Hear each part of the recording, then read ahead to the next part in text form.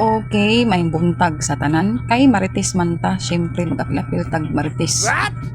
Aning bagong issue karon nga ni trending, di ba? About nilang kuan Ilyas GTV ug sa iyang asawa ug kaning giingon nila nga Beverly nga manager ni Ilyas GTV.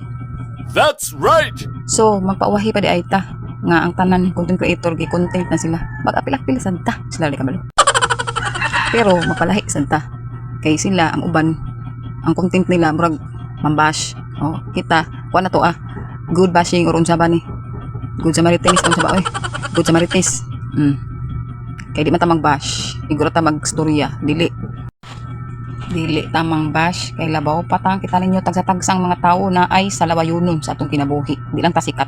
Unang wala mahibali atong mga baho sa atong mga tagsa-tagsa ka kinabuhi.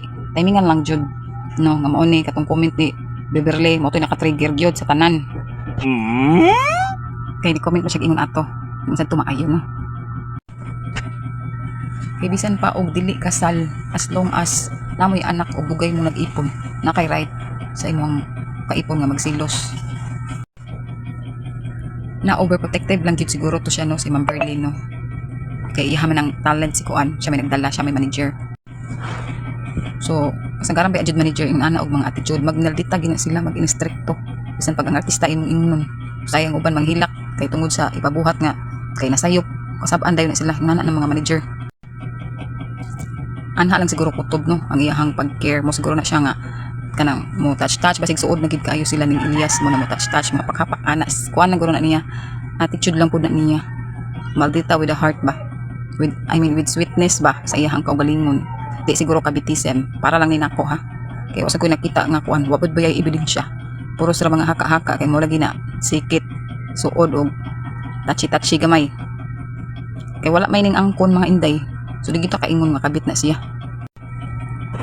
Unya linaw na pud kaayo ang statement ni Ilyas oy kay nagpagawas na siya kuan niya, istorya niya sa kuan social media. So nag-ingon siya dito mga day, dili tinuod lang inyong gipang storya diha nga kabitism. Kay wa jud ko ni kabitism kay trabaho ra jud ko ilahang gibuhat. Og dili ko niya mahimo nga lisdan ang iyang asawa. Kay bisan pa kuno wa sila kasal para kuno ni Ilyas mura na sila kasal labaw pas kasal. Wow. Kay tungod lab kay kuno niya iyang asawa, di kuno niya mabuhat, di kuno niya ibaylo bisan sing kinsa bisag unsa pa na kuno. So panghilom na mo diha. Kay ning tubag na si Ilyas ay mo sige palabig ko ang bash mga judgmental ng dako. So yung si Ilyas nga trabaho ra gyud kuno ang tanan, so basin lagi og suod na sila sa manager kay dugay na pud sila taud na pud silang nagkinuyugay baya. So basin gyud og nagkasuod lang gyud sila maayo karon na yung ana ilang ka closeness karon. Importante man sad na sa imong katrabaho nga close mo day. Kay maikog sad ka no.